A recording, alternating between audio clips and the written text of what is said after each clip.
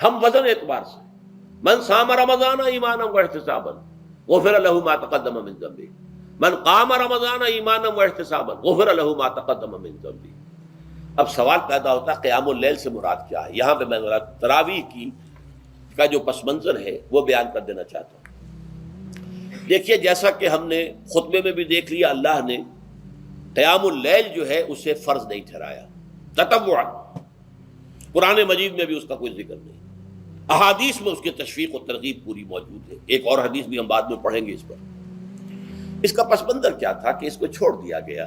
اب ظاہر بات ہے مسلمانوں میں کمزور بھی ہیں، مسلمانوں میں وہ مزدوری کرنے والے بھی ہیں، روزہ تو فرض ہے ان پر، چاہے مئی کا مہینہ ہے اور گندم کاٹنی ہے، روزہ تو پھر بھی رکھنا ہوگا، یہ سب کچھ، لیکن یہ کہ رات کو پھر کھڑے رہنا ان کے لیے جاگنا ممکن نہیں ہے، لہذا ان کے اوپر یہ چیز فرض نہیں۔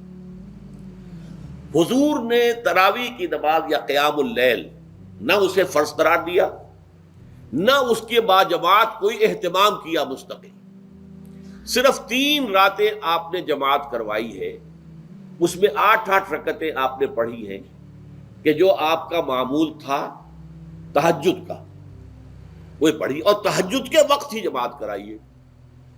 یہ ہے وہ حدیث۔ اس کے علاوہ کسی نماز تراویح جو ہے جو ہم پڑھتے ہیں 20 رکعتیں عشاء کے ساتھ متصل، اس کا کوئی ذکر نہ دور نبوی میں ہے نہ دور صدیق اکبر میں ہے۔ یہ دور حضرت عمر کی خلافت میں ہوا ہے، اور ہم نہیں کہہ سکتے کتنے سال کے بعد ہوا ہے۔ حضرت عمر رضی اللہ تعالیٰ عنہ کی خلافت کا دور جو ہے وہ تو 10 برس ہے، ہو سکتا ہے 5 برس کے بعد ہوا ہو، 6 برس کے بعد ہوا ہو، 12 ہوا ہے ان کے عہد میں۔ حضرت عمر ایک مرتبہ مسجد میں داخل ہوئے، مسجد نبوی میں، تو دیکھا کہ کچھ لوگ 8 10 12 جو ہیں وہ ایک جو ہے حافظ کے پیچھے کھڑے ہوئے اور قرآن سن رہے، کچھ دوسرے کونے میں کھڑے ہیں، کچھ کہیں اور کھڑے ہیں، مختلف جماعتیں ہو رہی ہیں۔ تو انہوں نے سوچا کہ کیوں نہ ان سب کو ایک امام کے پیچھے جمع کر دیا جائے، اور اس کے لیے لوگوں کی سہولت کے لیے عشاء کے ساتھ متصل رکھ دیا جائے، اس لیے کہ تہجد کے وقت اٹھنا جو ہے وہ تو ہر کس و ناقص کا کام نہیں ہے، کہ عشاء کے بعد اگر تھوڑا سا اضافی وقت ہو صرف تو یہ ہر شخص کر لے گا، مزدور بھی کر لے گا۔ لہذا آپ نے یہ نظام تجویز فرمایا کہ عشاء کے متصلاً بعد 20 رکعت نماز پڑھی جائے اور ایک امام کے پیچھے پڑھی جائے۔ یہ گویا کہ اجتہاد ہے حضرت عمر رضی اللہ تعالی عنہ، اس کو آپ نے خود بدعت بھی قرار دیا ہے، لیکن بدعت حسنہ۔ بدعت کس اعتبار سے؟ لغوی اعتبار سے، نئی بات، اس لیے کہ حضور کے زمانے میں نہیں تھی، تو یہ اس طریقے سے ایک نئی بات ہے، لیکن یہ بات چونکہ بہت اچھی ہے، بہت عمدہ ہے۔ آپ جب یہ نظام چل پڑا تو ایک دن مسجد میں آئے، دیکھا کہ بڑی بھری مسجد ہے، صحابہ کھڑے ہیں اور ایک امام کے پیچھے قرآن سن رہے ہیں۔ آپ نے فرمایا نعم البدعۃ ھذہ، یہ جو ہم نے نئی بات شروع کی ہے یہ بہت اچھی ہے، بہت عمدہ ہے۔ اب یہاں سے فرق واقع ہو گیا ہے۔ ایک تو اہل تشیع جو ہے وہ تو ویسے ہی حضرت عمر سے بہت دشمنی رکھتے ہیں، عناد رکھتے ہیں، تو حضرت عمر کے اجتہادات سے انہیں نفرت ہے، انہیں دوری ہے، چاہے وہ کوئی سا بھی حضرت عمر کا اجتہاد ہو۔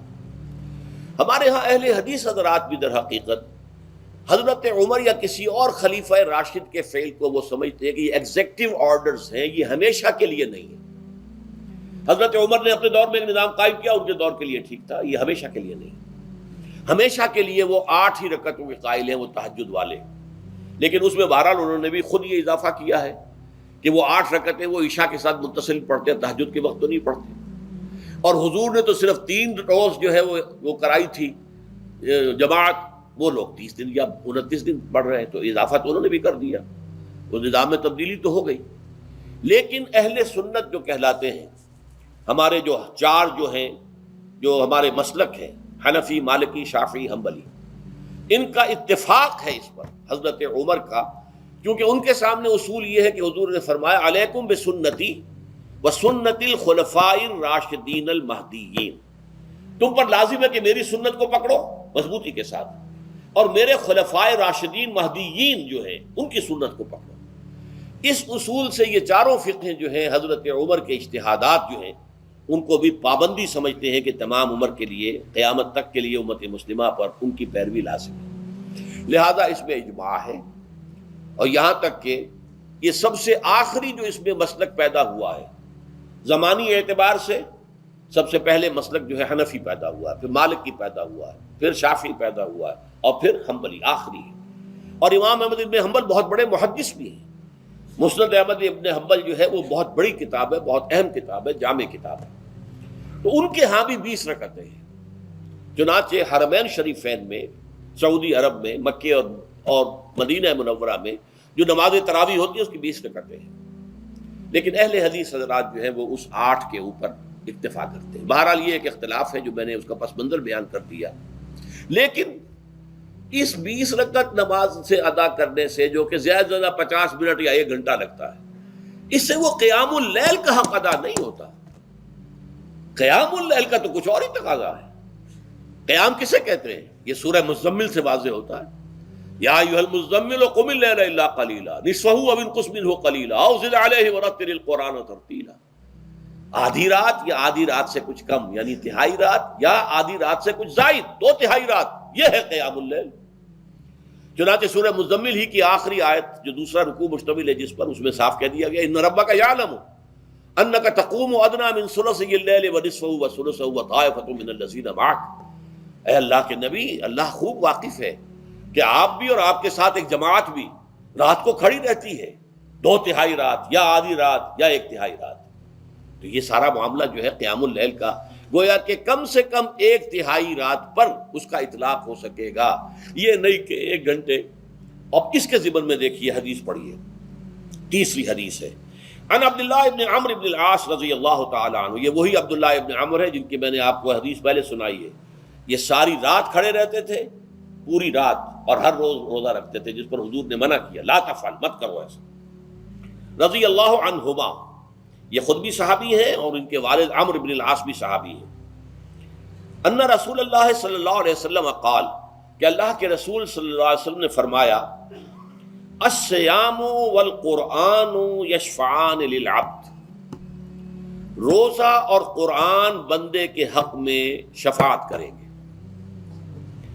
یقول الصیام، روزہ یہ عرض کرے گا اللہ کی جناب میں، اے رب پروردگار، انی منعتہ الطعام والشہوات بالنہار، میں نے تیرے اس بندے کو دن کے دوران کھانے پینے سے اور اپنی شہوت کا تقاضا پورا کرنے سے روکے رکھا، یہ میری وجہ سے روکا رہا، تو میری شفاعت اس کے حق میں قبول فرما، فشفعنی فیہ، میری شفاعت اس کے حق میں قبول فرما۔ ویقول القرآن، قرآن کیا کہے گا، منعتہ النوم باللیل، میں نے اسے رات کے وقت سونے سے، نیند سے روکے رکھا، فشفعنی فیہ، تو اس کے حق میں میری شفاعت قبول فرما۔ حضور فرماتے ہیں فیشفعان، ان دونوں کی شفاعت قبول کی جائے گی۔ یہ ہے قیام اللیل۔